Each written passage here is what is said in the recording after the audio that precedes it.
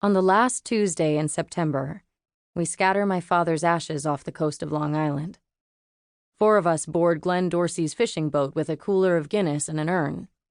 We head east toward Orient Point, where Dad and Dorsey spent their Saturdays fishing for albacore and sea bass. When we reach a quiet spot in Orient Shoal, we drop anchor. Dorsey says a few words about Dad's loyalty to his country, his community, his friends, his family. He asks me if I want to say anything.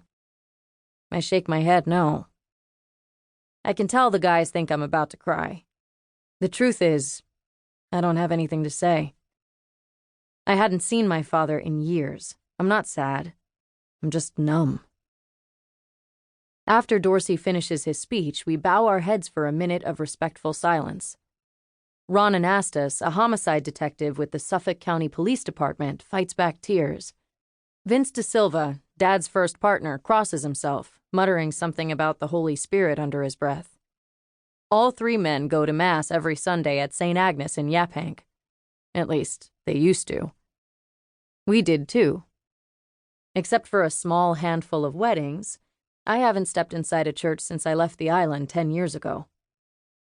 I'm grateful to be outside today.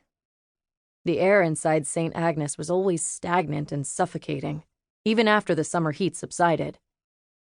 I can still hear the whir of the ancient fan in the back.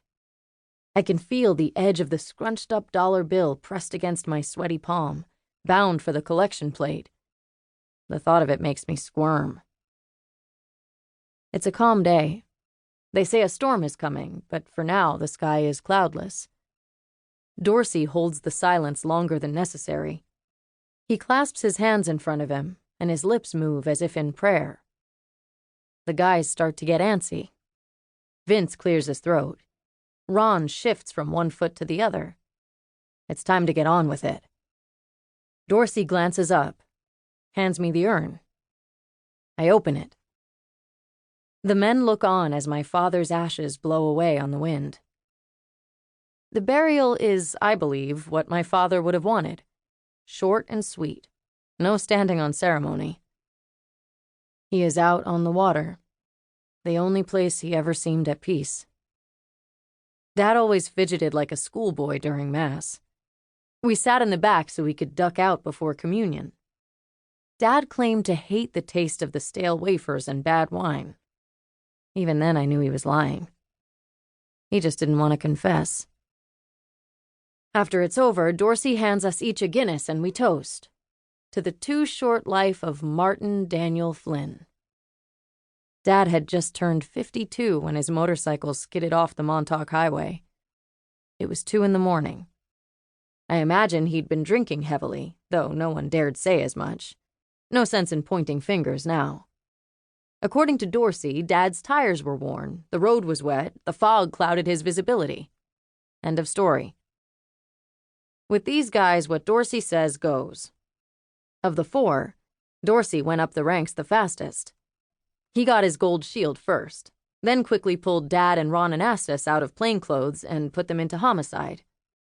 When he became chief of detectives, Dorsey made sure that Vince De Silva got elevated to inspector of the 3rd. The 3rd precinct of Suffolk County covers some of the island's rougher parts: Bayshore, Brentwood, Brightwaters, Islip. It's where the 4 men spent their early years together as patrolmen. It's also where my father met my mother, Marisol Ruiz Flynn. Dad always called the 3rd a war zone. For him, especially, it was. Dorsey and Dad went way back. Our families have been in Suffolk County for 3 generations. Before that, we hailed from Schull, a small village on Ireland's rugged southwest coast.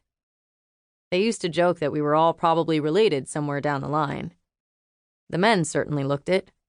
Both were tall and dark-haired, with green eyes and sharp, inquisitive faces. My father wore his hair in a military crop his whole life.